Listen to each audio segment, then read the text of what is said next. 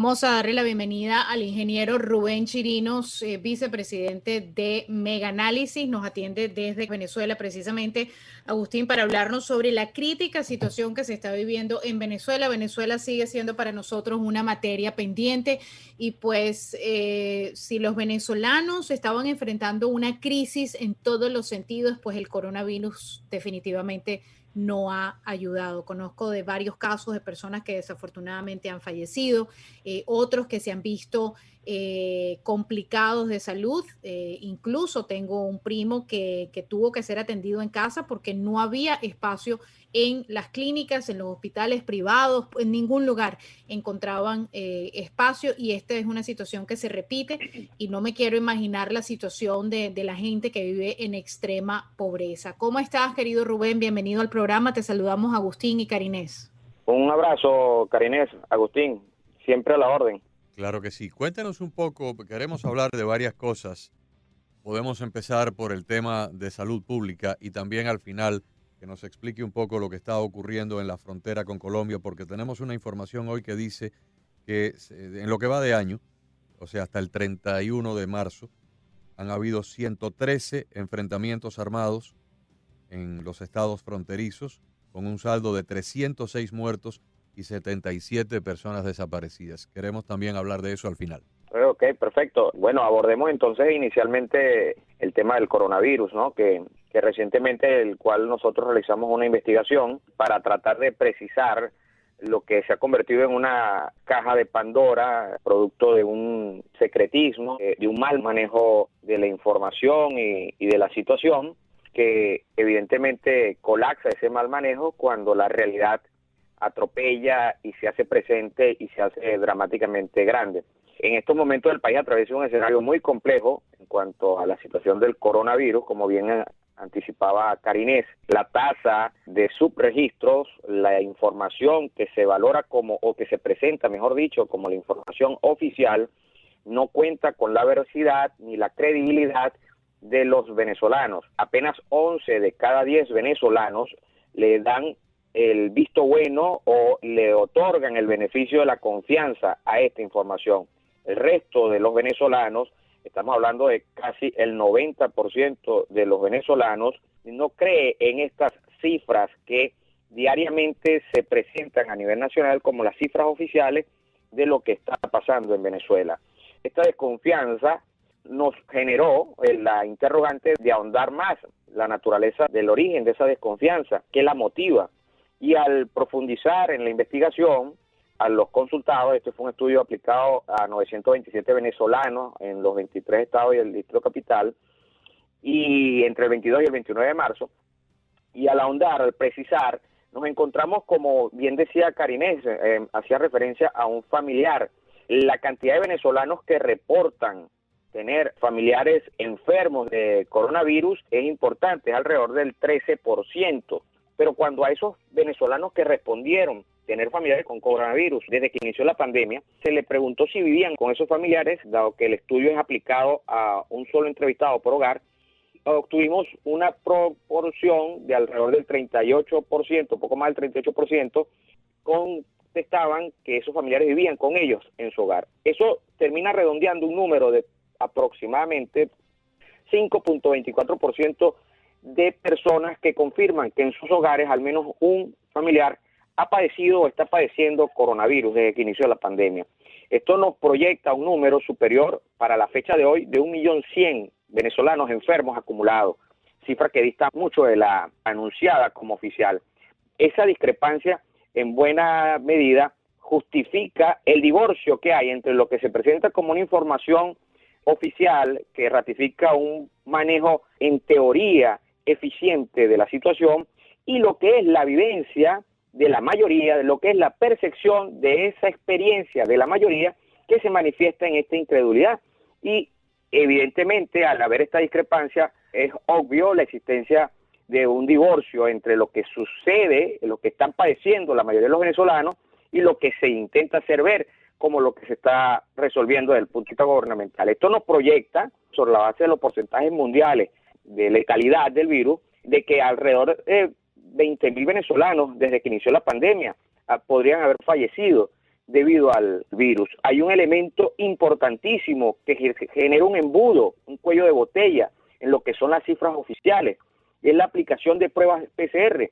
Como quizás lo conocen ustedes y los que tienen familiares, ustedes que tienen familiares en el país, el acceso a pruebas PCR, que son las pruebas con las que se nutren las cifras oficiales en el mundo, en Venezuela es un acceso limitado.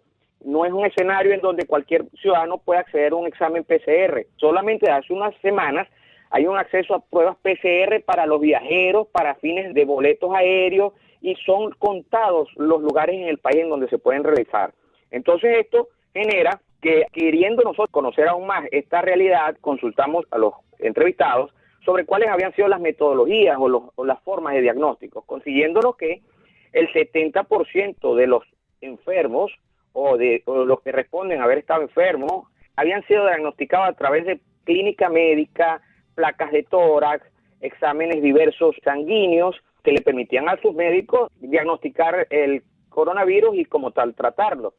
Solo el 10% de los enfermos ha accedido a PCR, lo que termina generando, como bien dice Karinés, un escenario en donde muchos venezolanos, al no tener la venia de un diagnóstico oficial, no acceden al tratamiento público y deben hacer de tripas corazones para atenderse en sus hogares, pues al mismo tiempo hay un colapso en la disponibilidad de camas, en la disponibilidad de sitios públicos, privados, generando una crisis social y económica que se agrava aún más a la que ya teníamos, a la que ya preexistía en el país, con la precariedad de los servicios públicos, con la precariedad económica, con la precariedad del insumo de combustible y gasolina, generando un escenario casi dantesco, en donde hoy en día 96% de los venezolanos reconocen que desde que inició la pandemia han disminuido sus ingresos.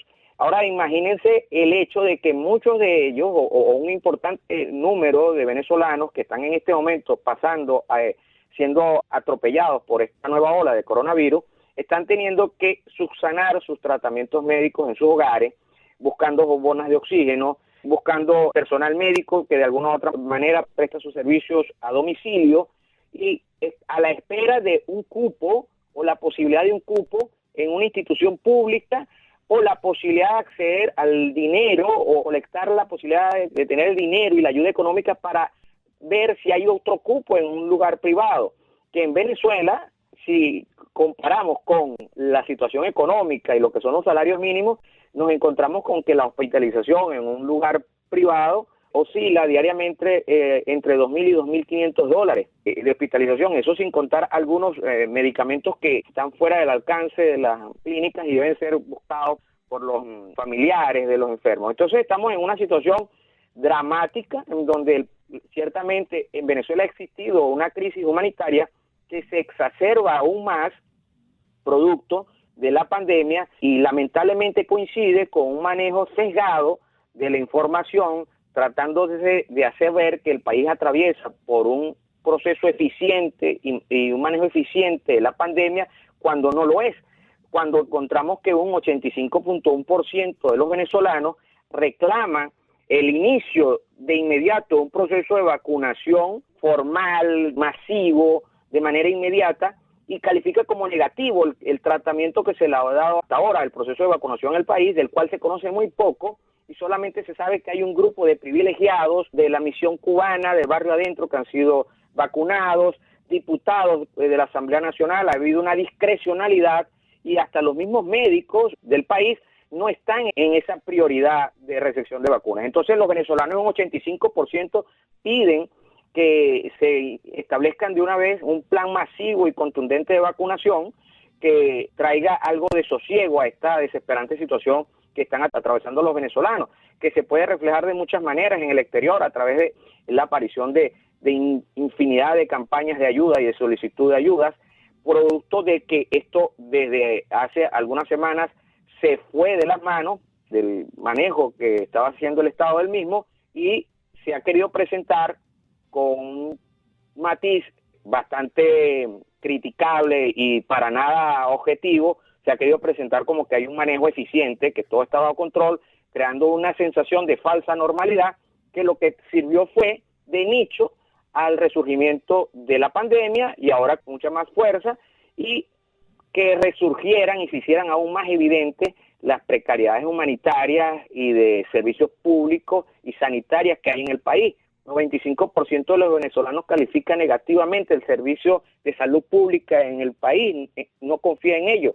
Y aquellos que se les dice y se les exige que no pueden salir de sus hogares, no tienen otra opción que hacerlo porque solamente el 25% de los venezolanos pueden acceder al teletrabajo.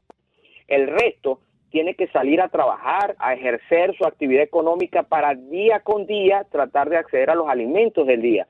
Caso contrario, si no, terminan muriendo de hambre porque no tienen las posibilidades de hacer acopios de comida por más de 3 o 4 días. Entonces estamos en una situación dramática y se le está dando un manejo para nada objetivo, y mientras todo esto sucede, vemos con indignación como entes que deberían velar por el bienestar de los venezolanos, caso la OMS, dejó de publicar desde julio del año pasado la información de la baja tasa de pruebas PCR que se hacían en el país, cuando en el país se debían hacer 25.000 pruebas PCR mínimos semanales, solo se hacían alrededor de 4 o 5.000. Cuando llevaban esa auditoría, en un determinado momento la OMS dejó de emitirla. ¿Con qué objetivo? Con el objetivo de servir a esta normalidad ficticia. Bueno, hoy la ficción sucumbe ante una realidad dramática, exacerbada por la tragedia sanitaria y humanitaria, y solamente queda como recurso último exigir que se dejen entrar vacunas, que se fuerce la entrada de vacunas, la entrada de ayuda, que permita inmunizar a los médicos, que permita inmunizar a las personas de mayor edad que son de más alto riesgo, que en realidad se priorice a los ciudadanos y no que se hable con egolatría de que Maduro ya está inmunizado porque él se inyectó. Esto es dramático cuando se le da un manejo tan pobre a la realidad que hoy viven los venezolanos por parte de los que en teoría deberían estar pendientes de ellos. Entonces, el clamor nacional es que entren las vacunas y que sean vacunas de calidad y probada. No vacunas en las cuales no se tienen confianza. Últimamente Nicolás Maduro ha estado hablando de la vacuna Abdala, que todavía no es vacuna, que solamente es candidata a vacuna en Cuba, la cual, al preguntarle a los venezolanos por si estaría dispuesto a aplicarse esa vacuna, los venezolanos responden que no, en un 95%. Entonces, los venezolanos esperan que no se les trate como conejillos de India, producto de vínculos políticos, ideológicos y quererse ahorrar dinero o hacer negocios con esta tragedia, y que por el contrario se le priorice y se le vacune como está sucediendo en varias regiones del mundo. ¿Y la vacuna que tienen ustedes en este momento en Venezuela, señor Chirinos, únicamente es la vacuna cubana? Se ha hablado, Agustín, de que al país han ingresado un determinado número de vacunas, en su mayoría creo entender que son las Sputnik V, pero desde el punto de vista de conocimiento público, no podría decirte más allá de lo que dijeron que entró, pero los venezolanos, el venezolano de a pie, el venezolano común y corriente, la persona mayor de 70 años, los médicos en su mayoría, no ha habido un plan conocido. Hoy, hace unas 3, 4 horas, hubo un anuncio de que aparentemente el plan de vacunación iniciaría en agosto, en el segundo cuatrimestre. Entonces, de ser eso así, estamos en presencia de un escenario terriblemente complicado, pues no es un asunto que dé paso a esperar tanto, es un asunto en donde si ellos desean vacunar en agosto, permitan que ingresen vacunas a través de organizaciones no gubernamentales, a través de los sectores privados, a través de la Cruz Roja, en fin, hay muchas maneras de poder facilitar que los ciudadanos sean vacunados con cualquiera de las vacunas que en el mundo ya están siendo probadas y son eficaces y tienen confiabilidad y son reconocidas, pero no puede ser que se restrinja el ingreso de las vacunas y no se haga el esfuerzo político y no se le haga la presión desde el punto de vista, por ejemplo, de la OMS al Estado para que permita la vacunación debida de los venezolanos. Todo este escenario es problemático, es muy complejo y trae a colación una realidad que dramáticamente hoy afecta a miles o millones de venezolanos en el país, y bueno, su reflejo en los familiares en el exterior que conocen la gravedad de la situación. Se requiere voluntad política, porque en realidad traer esas vacunas a Venezuela desde el punto de vista de la cantidad y del dinero no es mayor cosa para cualquier estado, pero si no hay voluntad para hacerlo, Si lo que se quiere es tener confinado a los venezolanos sobre la amenaza de la enfermedad, lamentablemente el venezolano está siendo enjaulado de una manera grotesca. ¿Y de qué vive el venezolano si está enjaulado, Rubén? Karinés, esa es la gran tragedia que hay hoy en día en el país. Ese 96% que reconoce que sus ingresos han caído, vive de lo que pueda salir a hacer a diario, vive de lo que pueda pedir, de lo que pueda recibir como ayuda de alguno que otro familiar. En nuestro último estudio conseguimos personas que luego de terminar la entrevista deseaban seguir conversando porque era una manera de primero tratar de olvidar la tragedia en la que se está viviendo y de olvidar que en ese día solamente habían comido una sola vez. O sea, lo que estamos pasando en el país, lo que está pasando la inmensa mayoría de los venezolanos es cruento, pero es cruel cuando te consigues medios de comunicación dentro del país, te consigues instituciones que dentro del país, junto a esos medios, deberían estar llamadas a ir a reflejar la realidad de este padecimiento y están abiertamente trabajando en establecer que lo anormal es normal, que lo irregular es regular, que lo trágico no es tan trágico, con el objeto de mantener al país a puerta cerrada, padeciendo sus muertos, padeciendo sus enfermedades, sus crisis, su tormento, pero obligado a hacerlo. Entonces hay que exigirle a los que pueden generar la solución en este instante, la más dramática, que es la vacunación, que hagan los esfuerzos y asuman sus roles. Por el contrario, si no lo van a hacer, bueno, que deben hacerlo. Por ejemplo, la crítica hacia la OMS es abierta. Ha jugado un rol demasiado sesgado y ha sido un tonto útil, un mirón de palo de esta desgracia. Mal hace la OMS queriendo ser regidor, indicador de cómo debe comportarse la sociedad en tiempos de pandemia, cuando por el otro lado voltea hacia el lado que no le conviene, cuando es en el caso de Venezuela. ¿Dónde está la OMS para exigir que se le dé entrada a las vacunas y se permita la importación de vacunas y se solvente de una u otra forma la situación en el país?